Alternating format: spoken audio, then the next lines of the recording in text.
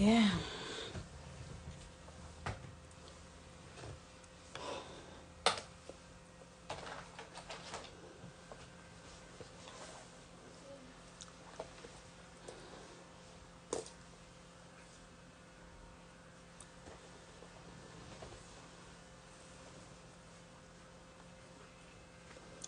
Yay. Thank you, sis.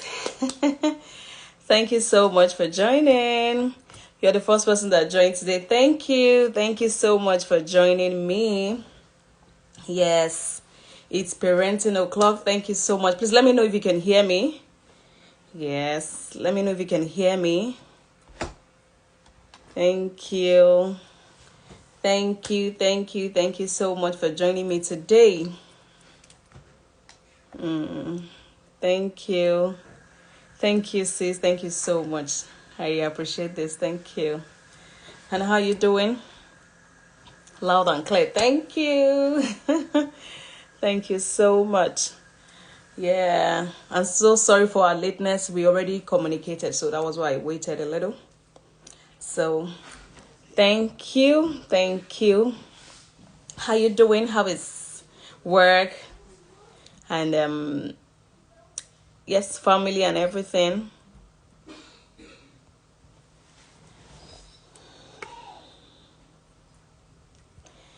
Yes, we are live. It's another parenting o'clock. Yeah. Let me send some messages here. Very well. I'm fine too. We are doing great.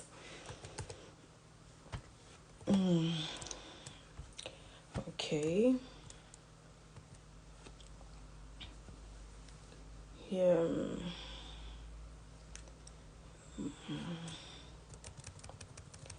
So, so yeah, I'm waiting for our guest so we can start. Yeah. Thank you so much for joining me today. So today we're going to be talking about puberty in girls. In girls, body changes in girls, and our responses as the parent. Do we need to respond to them, to their actions, their behaviors? Or we just need to keep reacting, and reacting? There's so much to unpack today. So, I'm still waiting. And then she said she will be.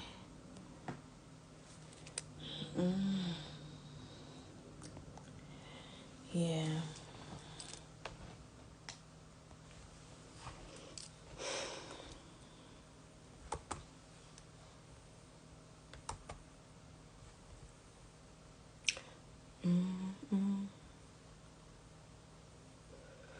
Okay.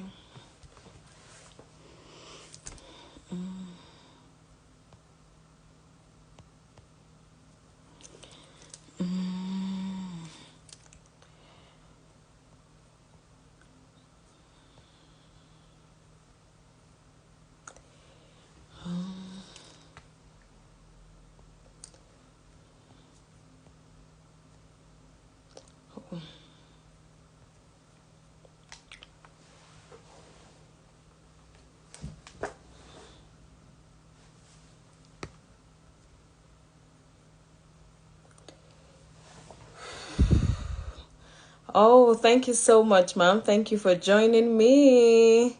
I'm so glad to have you here. Thank you.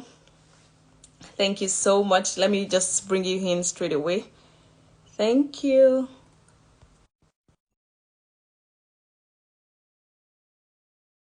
so much. I'm so excited for tonight's conversation. Yes, thank you, ma'am. Thank you so much for joining me. I already sent the invite for you to join me. Oh,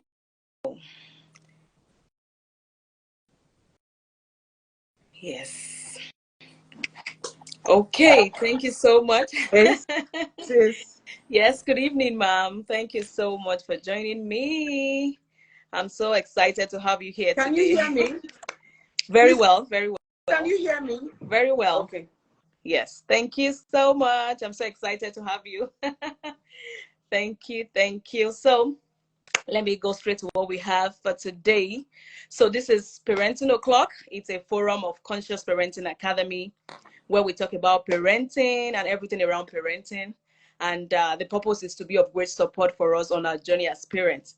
I've come to realize that parenting it's hard work, and there's a need for knowledge on this journey.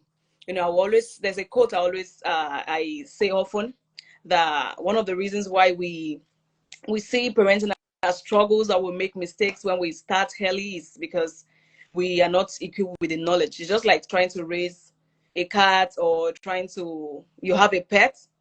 One of the ways to raise a pet effectively and not with struggle is to understand how to communicate with the pets, even be it a dog or a cat. You need to understand how to relate with the dog, how to communicate effectively with the dog. So it's never the problem of the dog or the pet, whichever pet you're trying to raise. So that is why I will always say parenting is about us, the parents. It's about us getting to know how children are being raised. When we first give birth to children, we stay overnight trying to feed them.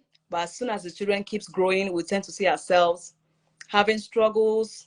We react to our children's mistakes. And it's all because the children are growing, but because we are not prepared for the journey, we tend to react. We want to fight back. We just want to eat the children and yell at the children. So it's never the fault of the children. It's for us to learn how to relate with our children.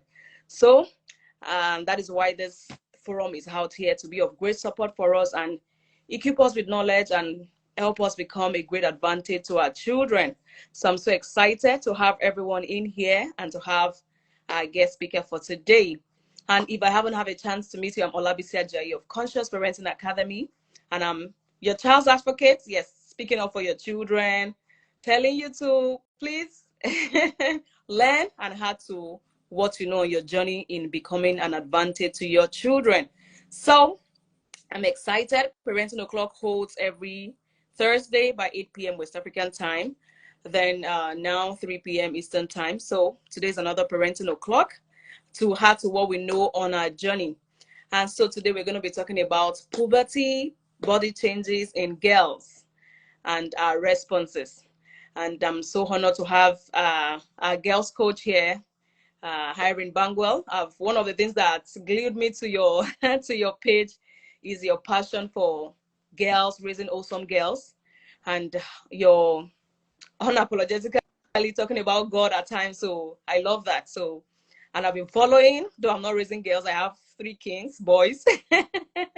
So, but I know that parents need this information out there. They need this knowledge to respond to their children, not just reacting. And I've come to realize that puberty comes with a lot of emotions. We are just ready for the physical change, but it as well comes with a lot of emotions. And because when we are not aware of this, we react. We want to fight these children. We want to see them as children that they are seeing themselves as growing. They are growing. They don't want to listen. It's just because we don't understand how we need to respond to them, how we need to help them. And I will always say, whatever we see in our children is only calling for our help oftentimes, because we need to just help. They are seeking for our help because it takes 25 years for a child's brain to develop. So whatever we are saying is either what we have modeled to them unconsciously, or it's just a feedback or calling for our help. So I'm here speaking up for our children. So let's keep giving the journey our best, and let's seek more knowledge. Let's learn. There's a need for knowledge in raising awesome children. So I'm so Absolutely. excited and honored to have you. Thank you, ma'am. So I'll be giving you some minutes to talk to us about puberty in girls, body changes, and how we should respond as parents. So you can as well introduce yourself. Then you can talk to us about this amazing topic. Thank you so much. All right, sis. I want to thank you so very much for the invitation. I don't take it lightly at all. Thank you Thank for you. inviting me to your amazing platform to be able to share Thank with your community. I appreciate that, and I'm so you. excited to find all the parents that joined us tonight. I mean, I think we're living in the best time ever. I don't think my mother or grandmother would have Mm-hmm. willingly gone to sit with anyone to learn about parenting. But today we find our Yeah, generation, more and more parents are eager to learn. And so I to kind of learn. appreciate that. Yes. And to you, sis, being that you're raising boys and you're able to do this for your community of parents raising Community. girls, I salute you 100%. I salute you. Thank you so much. Thank you, ma'am. So I'm Thank you. here tonight. My name is Irene Bangwell. I run the handle Okay. raisinggirls.ng. I'm a passionate and a called girls coach. I'm a called girls coach. I have an assignment. I Thank have a you. kingdom assignment Mm-hmm. to raise girls that God can use to do great things. And so Yeah. in this call, I have been able to learn that there are things that distract or distort the journey that girls have into becoming who God wants them to be. I've been able to sit down and do some studies. I've drawn some insights. And I can tell you firsthand that one of the fundamental gaps that girls have in their development and their upbringing is ignorance. One of the fundamental challenges is ignorance. Mm-hmm. And this Yes. ignorance Yes. is passed down ignorance from parents, passed down to the Down to children as yes. myth, as superstition, as Hmm. no information or zero communication on certain things. And Hmm. that has been a really big issue. I have met really intelligent girls academically who are so backward in their thinking, Oh. who are so unaware, who make poor choices, who don't have the right skills. And you see that most parents, many parents, are satisfied when children do well academically. But I'm learning Academically. that life is Mm-hmm. not academical alone. Life is all Alone. encompassing. And so when I talk Yes. about the 10 over 10 girl, I'm talking about the girl who is equipped for different seasons. And Hmm. so tonight I've been asked to speak on puberty, and I want to see how I can do this in 15 minutes so that I can answer questions that people have. I like that the Okay. conversation focuses on puberty, but tonight I want to start out letting parents know that when we talk about puberty for girls, I assure you that physical development is not all that there is to girls. Body changes is not all that there is to girls. But I'll talk a little bit about, and I'll focus more on some of the emotional changes that occur and the opportunities that puberty presents for us parents when it comes to raising girls. So I'm going to start out talking about physical changes. Medically, we learned that sometime around the age of 9, towards the age of 9 and up, girls start to go through puberty, and they start way earlier than boys. And one of the first things I learned over time was that the first thing that you would know about a girl who has started going through puberty is that their sweat starts to be offensive. So you know you're in the Hmm. house in the afternoon and your child passes beside you, and that smell just gets into your nose, and you're like, what is that? That's usually a sign that puberty has begun. And as parents, that is the first time. That for me is a sign, if the child is about 9, that you need to open conversations about puberty. And what does the conversation look like? Oh, as a child, your body is about metamorphosing, that is changing from a child's body to an adult's body.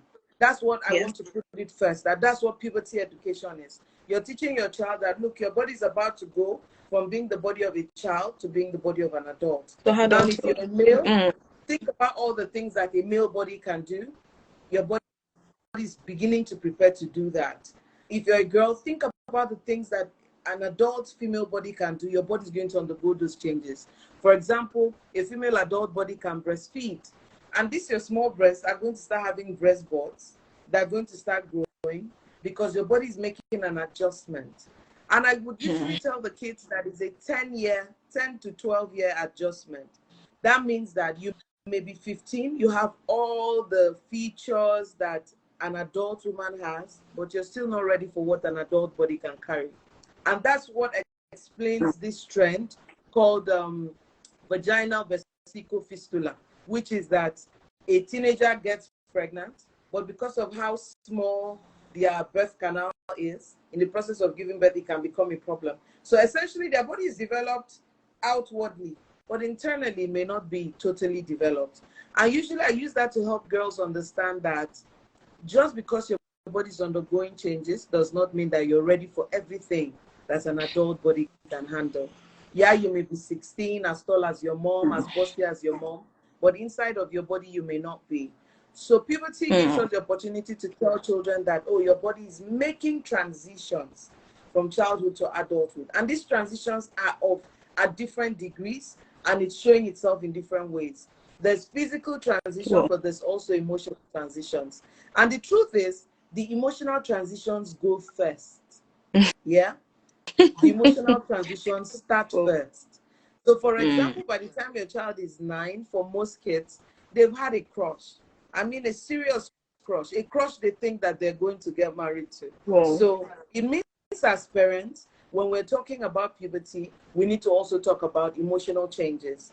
And these emotional changes is one of the things that lead girls to even greater trouble before the physical changes. When they have a crush, when they play truth or dare, they do something in school, they run into trouble, it becomes something embarrassing to the whole family because not enough education has taken place. So by the time your child is going through crushes, you ought to step back and have a conversation about, oh, baby, you're going through puberty.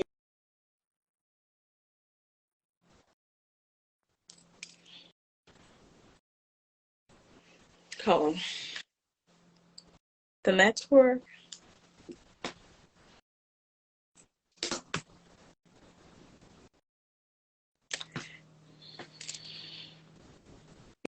It ceased. We can't hear you. It's freezing.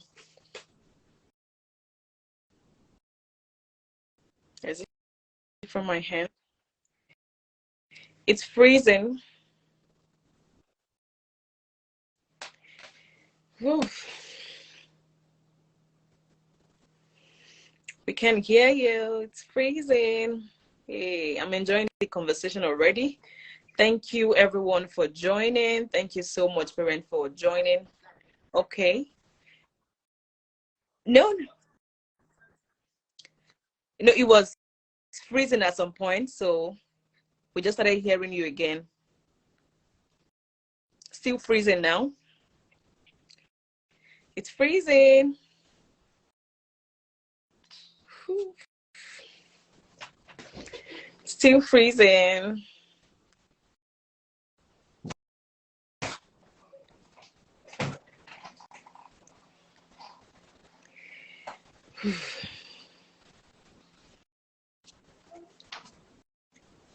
So the network is it's freezing kind of. Oh, we can hear you. So thank you everyone for joining. We're talking about puberty in girls and our responses as parents. And she's been talking about that puberty is the transitioning from childhood and into what's it called into adulthood. Let me see if I can. Still freezing. Okay, thank you. So we're talking about puberty in girls, in our girl children, and how we should respond as parents. And she's been saying beyond the physical appearance that we'll be seeing, there is a lot of emotional change, emotional development also in our girls, in children. So, and there is a need for us to know how to respond to them and how to be of great help to our children. So let me try and bring you in again. Um,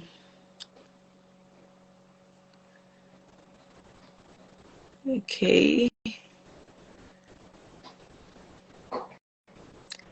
I'm bringing you in again. Let's see.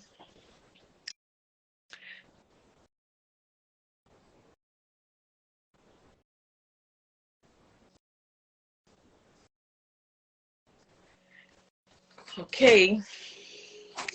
Oh, the network is today. Okay. Can you hear Yes, me? now, very well now. Thank you. Oh, so I just moved to another Okay, device thank you entirely. so much for that. Thank you. Okay, welcome back. Yeah. When you asked me, what was the last thing you heard me You say? were talking about beyond the physical change, there is emotional change, and that's oftentimes what you tell the girls is that even when you have a big body like your parent, doesn't mean you can you can accommodate what the parents are going through at this stage. So There's a lot of difference beyond the stature. Yeah. Thank you. Yeah. So because they're going through a transition, the focus of conversations around puberty is supposed to help them understand the nitty-gritty, all right? The nitty-gritty of the girl, your breast is going to start growing, you're going to have periods, and periods mean that you can get pregnant. Periods mean that you can get pregnant, all right? However, because we need to be innately aware that teenagers can have enthusiasm where they like a boy and they fancy the idea of having a child for Wow. him, it means that telling your teenage girls that they could get pregnant is not the ultimate negative news. It is you, the parent, that has a euphoria about it. Your teenager can be About it. excited about the Wow. idea of having a child for their crush. So that's why when I'm talking to them, I help them understand that even if your body is going through changes, right? Even if your body is going through changes, I assure you, internally, your body is not always ready to do all of that work. So you may lose something in the process, your health, because remember, teenagers come with a lot of fantasy.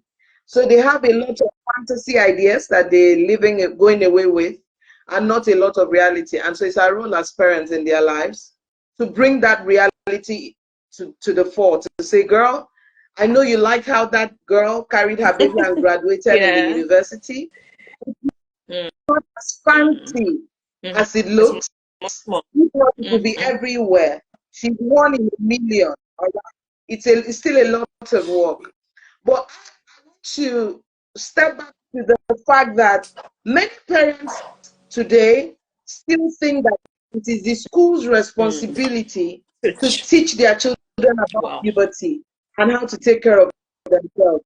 It doesn't make sense to me because sex education and puberty conversations are intimate conversations. That means I sit with my child and we have a heart Conversation. around it. It's not technicalities. It's not Yeah. technicalities. Let me give you an example. It starts with the crush conversation. And crush conversation is not technicality, it's heart to heart. You're talking to your children about having a crush, you can go away with the knowledge that your kids have low self-esteem and they may seek validation in crushes. And so when you talk to them, it gives you the opportunity to allay their fears, help them understand that they're beautiful. So let me give you a typical scenario. You would find teenage girls or preteens around the age of 11 who are in late development. They're not developing as fast as their peers. So they may not get the attention of boys as much as their peers would. But you would be surprised that they will start to feel they're not beautiful. They'll start to feel that, why is my breast not growing? Why is my hip not deep? So in those moments, a crush, they feel that the crush is a way that they get to say, even me too. And can this can be very disturbing. The length with which they can go to just show that even me too. So this kind of conversations should not be mechanical. It should be heart to heart. You should spend time talking with your kids and just understanding where they are in their head. Some of us want to see actions, but your children they have a mindset that produces action. So if you want to see the right action, you have to be parenting them at the mindset level. So when they're going through puberty, for them to say, okay, when it comes to these crushes, this is what it means. So, like last week on my mentoring squad for girls, I took the time to talk to them about crushes. That look, crushes are intense but light thoughts, event where your brain exaggerates who someone is. Your brain just likes this person, and your brain quite doesn't pay attention to their character, doesn't pay attention to the choices that they make. And then I also help the girls know what makes them vulnerable. If you don't feel beautiful, everything he says is going to be a big deal to you. So I don't understand. So we need to be present when our kids are starting. Remember what I said? They walk past you, you have that smell that tells you something is off. That tells you, oh, I need to start having this conversation with this child. And so we are starting out with crushes, and then we're moving all the way down to, oh, body changes are coming. But even though body changes are coming, this is what they're about. First, it happens differently for everyone. So just because it didn't happen to you as fast It's does not not gonna mean happen. it's not going to happen to people. Just because it also happens to you very early does not mean that you look Mm. older. You know, some of the girls that get into puberty start to feel embarrassed that they are way Their older peers. than their peers. Now, the idea that they look older than their peers can also become a source of concern to them. Yes. You get the idea? So we talk to them about, you know, this thing, pace, and all of that. And then we move from that and we talk to them about the hygiene part, you know, caring for their bodies, you know, washing when they're on their periods, you know, all of those kinds of basics, which I feel that every mother should be able to pass it on because you've been there, you've had that Experience. experience, you Yes. know what's up. Yeah, so because of that, we make the time to be able to have conversations with our girls that, oh, look, this is what's happening in your body, this is how you care for your body. But just before I go, I wrote a few notes here that help us understand all the things that happen during puberty. One of the first things that happen One of the things that happens during puberty is we start to have a conflict. The child, the teenager, the preteen starts to have a conflict in their head about what is right and wrong. And usually it doesn't come to them as right and wrong. It comes to them as what parents say is right and what their peers say is cool. Well, Do you get that kind of conflict? And because puberty makes them want to have a sense of yes. identity with peers, there's a dilemma of, should I go with my parents? Won't Yes. I look weird with my peers? Blend. Or should I? So that presents a concern. Again, we try to shape their mindset. For example, what do I do to deal with that debate? I make sure that my children bring their friends home. I make sure that my home is their play space. I make sure that I'm literally parenting my children and their peers and their close friends. I'm also raising my girls to be so confident that they are the influencers in their circle. They are the influencers in their circle, meaning that they're the ones What to telling do. people what to do, not Okay. the other way around. And so what I do is that I ensure that they have correct information, adequate information, age-appropriate information, so that when somebody else brings something up in their They're able class, to. they know what to Okay. say. So if you want to deal with that and wrong thing, which comes through as what parents want and what my peers think Mm. is cool, you shape their entire circle. You shape their entire clique. You try to influence the whole bunch of them. You Very get the well. idea. Then there's also a search for validation. When they get into puberty, that craziness, they want to look a particular way, they want to be popular, they want to be accepted. We parents need to be present. And how are we present? We need to raise girls with solid self-esteem, who Mm. accept their uniqueness, who know there's no need to compare to other people, who don't use external events to measure Mm. whether they're doing well or not. What do I mean by that? If I'm popular, I mean, these kids are watching a lot of TV shows, and the craze for girls is popularity. The craze for girls is about being popular, being the one everyone is talking about. You know, you want to raise girls that know that those things are fickle, those things are not enduring, but you don't do it by dismissing them. You have to sit down with your kids, listen to their motivations, and then start to redirect and correct them. And then finally, you also want to know that when they're going through puberty, they have exaggerated emotions. They underestimate something that they should estimate highly, and something they shouldn't estimate highly, they overestimate it. It's part of all the things going on in their headspace. And it is our responsibility to sit back with them. So, for example, a girl will say, if no boy is asking me out, then I'm ugly, then I'm not good enough. So much And to they deal with. don't realize that sometimes the boys are intimidated by you. You're far too intelligent for them to have fickle conversations with. And here you are thinking that you're not beautiful enough.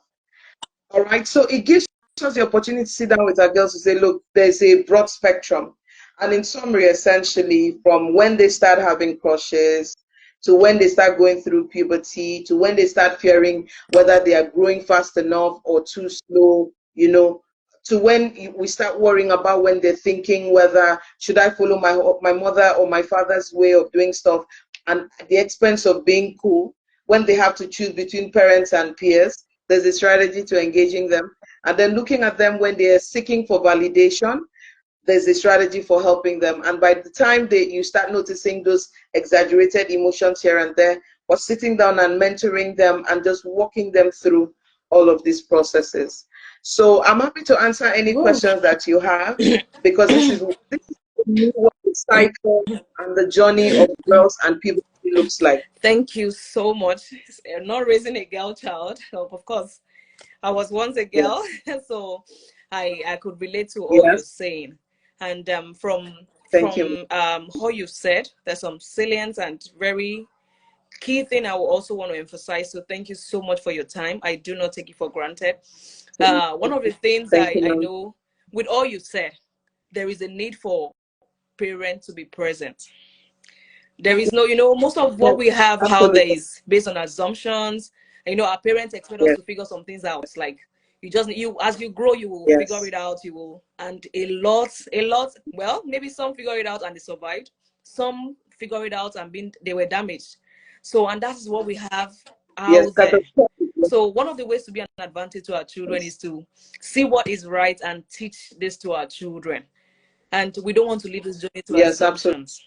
Please, parents, leaving our journey to Yes. assumptions will it's not I've seen parents say, yes, I was raised this way and I survived it, I'm going to do the same thing. Please, parents, I'm speaking up for your children. Whatever you think is right or whatever you think you've struggled with, it's not right for us to allow our children to struggle with the same thing again. Even aside the puberty talk, even our emotions and the way we undo things, in the way we control our emotions, we need to be of great help and advantage to our children. So she talked about being present. We need to be present with our children to teach these things to them, prepare them. And one of the things I heard you said is uh, being the first person to say, so that when they hear things out there, they'll be able to compare with what you've told them, and they will be able to give feedback that no, this is not this is Yes. what mommy said. This is how we should do it, and this is being present and Yes. starting early. Parents, please let's get to work. Parenting is no it's not joke. Now, and I always say something that God created everyone uh unique and Yes. to be a blessing to their world. Yes. But how do Yes. we have those that are disrupting their world negatively? It's all about how they were raised and what has been modeled to them consciously or Yes. unconsciously. And that is why we need to be present. I know we want to work, we'll have a lot of things to do, but still we need to be present for these children to raise them awesomely. We can't leave the journey to assumptions. So I see I'm saying, please, if you have your questions, please do well to drop it. Since I'm saying one already, Yes.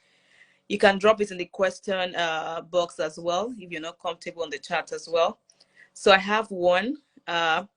It says, who is best to talk to the boy child to understand puberty better? Okay, the mom or dad? I'm also raising boys, so I would love that as well. Yes. Okay. So I think that when it comes to boys, even with girls, the puberty conversation is two parts. There's a part that is what boys do to take care of themselves, emotions and physically. But there's also a part that has to do with how they should relate with girls. I think it is the role of fathers to talk about the physical development, how they should take care of themselves during puberty. And there's some things that are peculiar to the boy child that only a father knows. And so they can have that conversation. But I think it's the mother that really takes the time to teach her son how to be a gentleman in terms of how to treat women. So let fathers do the puberty talk and the development. Let mothers talk about the culture, what it means to be an honorable gentleman. And so that's why I always say that the most opportune people in the world are mothers, because you can literally look at the gaps in your husband, and if God gives you the privilege to raise a boy, turn around and raise a better man out of your son. So when it comes to raising a better man, it's more of values and perception, while that is the one that should be responsible for the core puberty conversation, wet dreams, shaving and all of those Oh, sorts of things. So that's about that's that. my Thank perspective you on this. so much. Yes, I've got another question here. It Thank says, you. how do you tell your daughters about puberty and sex in an appropriate way before they hear from their friends? Like, how do we get to be the first person to talk about puberty and sex conversation with our daughters? And foremost, all right, there's a method to this Mm-hmm. madness, all right, and the method is that you start the conversation around the time your daughter is 9. Now, if your daughter is in a sane circle, they may not have started talking much like that. But if your daughter is in an insane circle, whereby they're in a school that they talk Mm. anyhow, you will have to have correctional conversations. But here's the thing, the earlier you intercept, the better. So when I say this, I want to say three things. One, when girls get to 6 to 8, they start to talk a lot. They talk a lot with peers. There's a lot of assumption. This person likes this person. This person wants to marry this person, and it can be good for Mm. long talk. So when you have a 6 to 8 year old, is the moment you start to teach them conversations they don't have with other people. Like last week, I'm so happy about the lesson we had on my mentoring program last weekend with the girls. And for 6 to 8 year olds, a big part of their conversation was who you don't talk to about body stuff. So when they're 6 to 8, you're picking them from schools, have conversation, keep your phone in your pocket Yeah. and talk. So that you start to know when your child has been exposed to wrong information and when you can step Wow. in. Other than that, 9 to 11 is the best time. Going to talk to your child with the mindset that before other people talk to your child, go with the mindset that I want to equip my child to hold conversations. So I'm not just telling you, I've told you, I'm the person that told you this was no. I train Mm. my child to provide my daughter knowledge and skills so that she can hold conversations. I remember the first time one of my daughter's classmates joked about rape Mm. in the class and said that this boy wants to rape me. Sit down and scold her to never talk like that again. So that's what I want. So I'm trying to raise a child who can have an opinion. And so a child can have an opinion in talking to the child. I'm giving them information, but I'm giving them to ask me questions. I'm giving them to challenge me. What if this happens? What if that happens? And I'm answering those questions. You get the idea? I remember the first time I taught my first daughter about periods. She was 9, I think. And when I started talking, she just went, so how do I know when the Mm. next period is going to come? And I was excited because I had not yet gotten to the point of saying, oh, it's a cycle. This is what the cycle looks like. It's a 21 to 45-day cycle. You know, I had not gotten to that part, but she was already preempting. So the conversation is not instructional. It's not that during prayer meeting in the church, in the house, morning Warning. devotion, he say, today we're talking about purity. Purity. Mm. Mm-mm. Nah, it's heart to Mm. heart. It's going to happen, and so you get that kind of thing. So how do I talk to my girls in an age appropriate way when they are 9? When they are 9, sex is age appropriate for them to know about intercourse, what it results in. And your daughters may even have heard something, so they could go, is it all intercourse that leads to pregnancy? You said not all, but people don't always know. In fact, there's something my mom said to me. My mom had me as a teenager. And so she used to tell me that I'm a product of a safe circle. So I should never buy The the idea of safe, a safe circle. And I tell you, for safe period. period, rather, Mm-hmm. safe period, and rather, it sustained me for such a long time. I mean, almost to the time I gave birth. Because my mom had told me that It's you don't have a not. safe period. You that is here, It doesn't I work had for you me in too. my safe period. But now I know because when the female when the sperm is going to fertilize the woman's egg, if it's a female, she's not as quickly as a male Yes. spermatozoa, so she can stay beyond safe sex and fertilize Terrible. during ovulation. So my It's mom didn't know how okay. to express it. She just told me there's nothing like safe period. So these conversations are heart to heart, and if you're always fighting your daughters, it will be hard to have Conversation. them. If you're always arguing, there's always criticism. If the place is always tense, there is no room to have it. And if you're not in the room with it, have a conversation with the mindset of if you get pregnant, They I disown you. open up. You have already Yes. lost the war. So there's no point to Thank it you like so that. much for Yeah. this beautiful response. And I wanted to say, That's my thank all stems from your relationship with your children. Because the person that asked the question is all of saying it. she has 6-year-old and 8-year-old in America. It's all about your relationship with your children.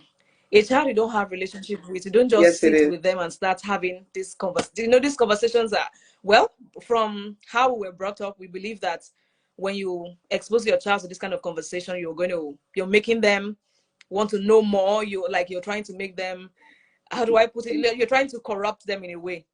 But that's not the case. Yes, of And some it sort. all stems Yes, from our relationship yes, with our children.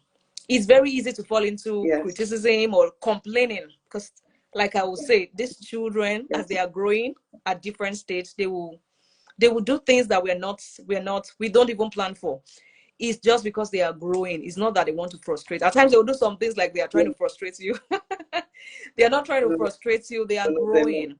We have the struggles because we are not Yes, prepared for the journey. So, but regardless of wherever we are on our journey, let's take time to spend time with these children. There's a lot spending time with the children does, just like absolutely. what she has said tonight. You can't have this conversation when you don't have a relationship with your child. Obviously, they would have even heard some things and not Yes, discussed with you because you're always there criticizing, or you get back from work, you're tired. All you do yes, when your children are even expecting you, you get back complaining, trying to correct everything at the same time. yes, So please, parents, our yes. children needs to build this trust, Need to and talk the trust to is them. from Yes. the relationship. And from what she's saying, I think she's asking, is it going to be from that she has 6 and 8, but you mentioned 9, so can she start from Yes. 6 and 8? So there's body safety education for 3 to 5, 6 to 8 Okay. year olds. That one already exists. But I don't recommend talking to 6 to 8 year olds about sex directly. I don't consider it age Okay. appropriate. And some people say, these kids are exposed to so much. And the question I ask is, where the heck are you when your Hmm. kids are exposed to so much? Why are your kids watching TV Yeah. unrestricted? Why are they using phone devices unrestricted? So you're not going to tell me because you've not In put the place. structures in Yeah. place to make to protect your Mm. children's innocence. You now want to corrupt the whole process. Why am I saying this? 6 to 8 year olds they're very obnoxious. They talk a lot. If you have a 6 to 8 year old, your family secrets are in the hands of God. They Yeah. talk a lot. So what does that mean? They know how to take this talk. When they're telling the next child, they've altered what they had. It's messed up already, and they pass it on and they pass it on, and it shapes their value. So for me, 6 to 8 year olds, I mean, they can look and say, what does this person have a breast? There's something that starts to happen when people are 9, oh, they're going to go through puberty. So let me give you an instance. My second daughter is 10 now. But when she was 8, she came back one day from school. They had a pool day, swimming day at school. And then she came and told me, Mommy, okay, because she had asked me before that, what does Mm. sex mean? I don't know where she came across. Sex education now. So one day I have a t-shirt, and I have a t-shirt or two that has sex education. So she asked me, and I told her that I meant gender, you're Oh. male or female. And so she went for this event, and then she came back and said, Mommy, remember she's 6 to 8 at the time. She said to me, does it have another meaning? She I said, yes, it she has said does. something. I said, absolutely. Mm. I said, Mm. absolutely. It does, but it's for Mm. 9 year olds. You have to be 9 to know it. And I said, but why did you ask? She said that one of her classmates said that somebody's swimming trunk was Oh. sexy. We have children growing up in adult Mm. reality. So one of her classmates complimented, excuse me, another person's swimming trunk and said it was sexy. So she wanted to know how that meant gender. Oh. Do you know this is counting down to her birthday?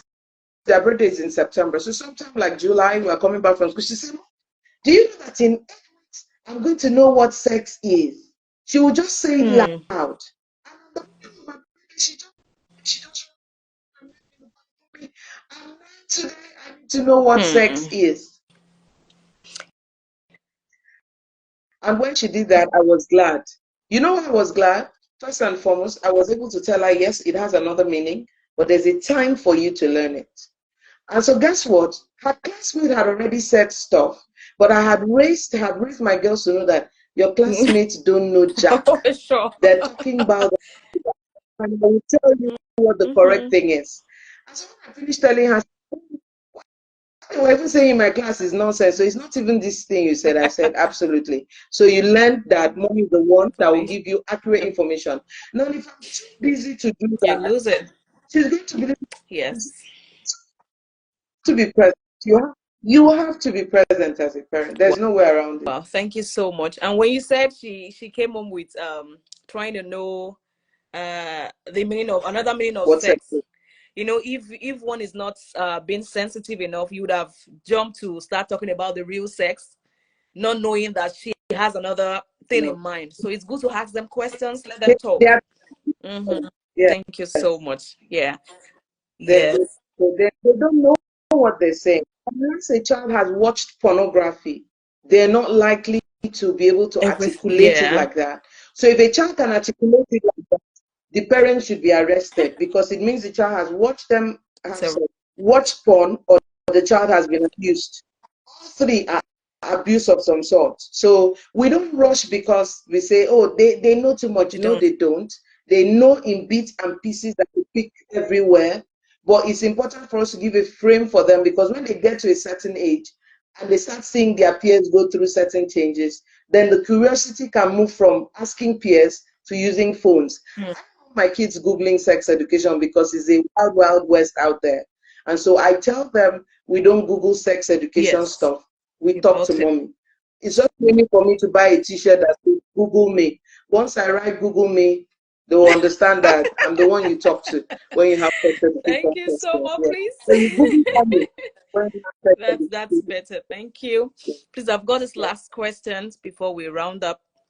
She says, Yes. how do you talk to a Yes. girl that has slow puberty and she's looking at her friend who are already getting matured? Like you talked about some body changes are slow. Yes. So how do you talk to Yes. a girl child like that to encourage her? So first and foremost, puberty pace is by DNA. So tell your children your story. So I was a late Mm-hmm. bloomer. I saw my period at 15. And so because I saw my period at 15, my children know this story already. So tell your children your story. They don't have to have your reality, but it can help them understand that people are different. You may have a sister that had a total different reality from yours. So even sharing two people's stories that are different helps your children embrace the fact that it can be different. We need to Yeah. teach them what science says. Science says that they will see their periods 24 months after they have their first breastbods. Oh, The first time they have breastbods, 24 months. So it means that if you have a child that is not developing as fast as the others, you can help them understand that nothing is that's right. Okay. at miss. Your body is making the adjustment that it needs to make. And once you have a breastbod, we can count 24 months from there, which is 2 years, and you're going to see your period. So essentially that's what it looks like. So when you tell them that, you eventually allay their fears and concerns, helping them understand that it will come. It takes time, but it will come. But this is what the calendar kind of looks like. And I think the 24-month thing really works. And by the way, it's an OBGYN that said it on our platform. Yeah, thank you so much. Yes, Yes, I'm seriously yes, yes. blessed with tonight's knowledge shared. Thank you so much Thank for sharing with us. you. I sincerely appreciate your presence Thank and your you. time, and I'm sure every parent here is Thank you. blessed with tonight's conversation as well. So, Thank we're going to round up now, and I'm so excited. So, if you have your girl child, please check raisingirls.ng. She's passionate and she's sent for this. So please do well to, while you're learning as parents as well, do well to equip your children with skills. It's not just passing the exams. There is a need to equip your children with skills that we need to learn, with skills that will help them thrive as girls. So please do well to check the page and just let, while you're learning, let your girl child to learn, let them one of the things to that I know it's of advantage that you can do for your children is to raise them with great self-esteem, and she mentioned that as well. you. So Yes, even when things are coming at yes, them, they are able to tell them, no, I can do this, and this self-esteem will start from you as parents. If you're shaming your child, you're yes. you're setting a room for low self-esteem already. So rather than just reacting to their Yes. mistakes or just trying to yell at them, please be patient and think through it. Even the Bible made us know that you should pause to think, slow to speak, slow to get angry, slow to speak. Just think. Try and think for ways to help your child. Think for ways to help them regulate their emotions as you're regulating yours as well. So thank you so much. I sincerely Thank appreciate you your so time much. tonight. So we've come to the end of Thank you. today's conversation. Parenting O'Clock Oats every Thursday, 8 p.m. If the time changes, I'm going to communicate that because the time has changed here. So it's definitely going to affect subsequent ones. So, and yes, we also have a ebook house that talks about raising confident kids. Well, if you see, one of the things that have made you doubted yourself so far is a sign of low self-esteem. So please, one of the ways you want to be of advantage to your children is to raise them with good self-esteem. So we have the ebook available as well. It's a great resource that will help you. There are different strategies in it that as it just broken down into tips and daily things you can do to intentionally build your child's self-esteem. And then we also have a free guide on creating structures. All of these conversations is boils down to us as parents. Our child is going to thrive when we start fulfilling our purpose as the parents in guiding them. And don't forget, parenting is not controlling. You know that there's a tendency for us to want to control these children and just lord them around. But when you see yourself controlling, you're already creating this gap. Having conversations, different conversations with them will not be easy. So rather than just trying to eat them, because I don't like eating, I speak against that. Eating your child or shaming them or yelling at them, it does a lot of damage than we even think. So rather than doing that, discipline is in the structure. Put your structures in place, talk about consequences, and this will help them. So we have a free guide that talks about that as well. So just keep learning and keep giving your best to this journey, and I'm sure you're going to be glad at what you're going to be seeing, because parenting will give you the feedback with time. So thank you so much for joining me. See you next week, uh, Thursday by His grace. So thank you so much, ma'am. I sincerely appreciate it. Yes, thank you all parenting. Yeah, thank you so much for joining me. Yes, thank you, thank you. So do have an amazing night rest, and please, I'm your child's advocate. Keep giving the journey your best. So have an amazing night rest. See you next Thursday. Thank you.